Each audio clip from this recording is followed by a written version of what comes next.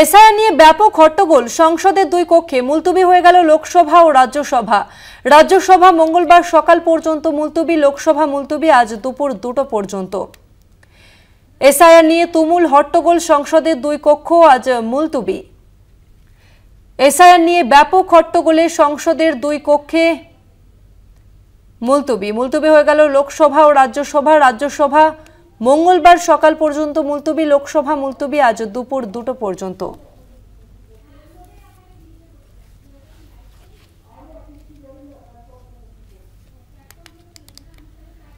আরো একবার জানিয়ে রাখবো, এসআইআর নিয়ে ব্যাপক হট্টগোলে মুলতবির সংসদের দুই কক্ষ। মুলতবি হয়ে গেল লোকসভা ও রাজ্যসভা।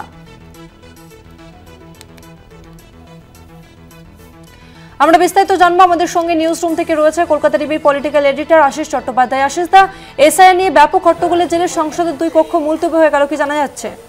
দেখো, বড় খবর আসছে এই নতুন সপ্তাহে লোকসভা এবং রাজ্যসভা সংসদের দুই সদনের অধিবেশন শুরু হয়েছিল 11টার সময়। সঙ্গে সঙ্গে ভোটার তালিকার বিশেষ নিবিড় সংশোধন নিয়ে আলোচনার দাবি জানিয়ে দুই সদনেই বিরোধীরা সোচ্চার হয়ে ওঠেন। তারা একযোগে দাবি জানাতে থাকেন।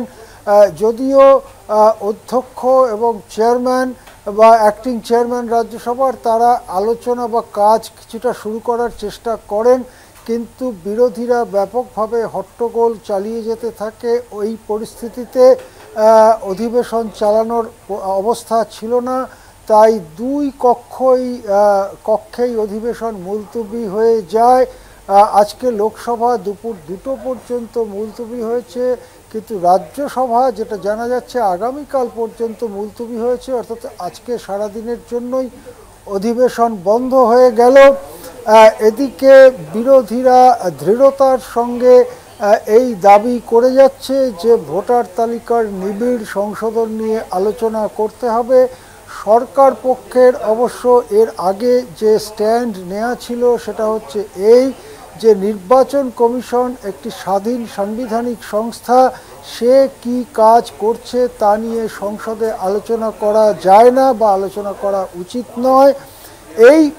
এই যে অবস্থান নিয়েছে সরকার এবং বিরোধীরা যে অবস্থান নিয়েছে আলোচনা করতে হবে ভোটার লিস্ট নিয়ে, এই দুটো একেবারে ভিন্ন মেরুতে আজকে সকাল পর্যন্ত ভিন্ন মেরুতেই থাকলো। কাছাকাছি আসবার কোনো লক্ষণ রাজনৈতিক স্তরে এখনো পর্যন্ত দেখা যাচ্ছে না। তার ফলে বিরোধীরা যখন হই হট্টগোল করেন তখন তাদেরকে অফার করবার জন্য সরকার পক্ষের কোনো রাজনৈতিক প্রস্তাব থাকছে না। অবস্থাটা এমন হয়ে যাচ্ছে হ্যাঁ এবং না, একেবারে দুদিকে দুটো মেরুতে রয়েছেন বিরোধী এবং শাসক পক্ষের সাংসদরা। ফলে বারবার সংসদের উভয় কক্ষই মুলতবি হয়ে যাচ্ছে। 21 জুলাই শুরু হয়েছিল সংসদের বাদল অধিবেশন। এই নিয়ে কেবলমাত্র অপারেশন সিঁদুর নিয়ে আলোচনার জন্য কয়েক ঘন্টা লোকসভা এবং রাজ্যসভায় বিতর্ক হতে পেরেছে। তাছাড়া ধারাবাহিকভাবে 21 তারিখ থেকে আজ পর্যন্ত যে কদিন অধিবেশন বসেছে, অধিবেশনে এই এক জিনিস নিয়ে হই হট্টগোল হয়েছে এবং অধিবেশন বারবার মুলতবি হয়ে গেছে। তেমন কোনো স্বাভাবিক কাজকর্ম চালানো যায়নি। এদিকে নতুন যে বিষয় যুক্ত হয়েছে সেটা হচ্ছে বাংলা ভাষাকে অপমান করার বিষয়। বাংলা ভাষাকে বাংলাদেশি ভাষা বলে উল্লেখ দিল্লি পুলিশের, তাই নিয়ে গোটা বঙ্গ রাজনীতি উত্তাল। বাঙালিরা এর বিরুদ্ধে প্রতিবাদ করছেন এবং যেখানে সংবিধানে স্বীকৃত ভাষাগুলোর মধ্যে অন্যতম প্রধান ভাষা বাংলা, সেখানে বাংলাকে কিভাবে বাংলাদেশি ভাষা বলে উল্লেখ করা যায় তাই নিয়ে কেবল শাসক দল নয়, রাজ্যের শাসক দল নয়, রাজ্যের বিরোধীরাও সোচ্চার, রাজ্যের বুদ্ধিজীবীরাও সোচ্চার।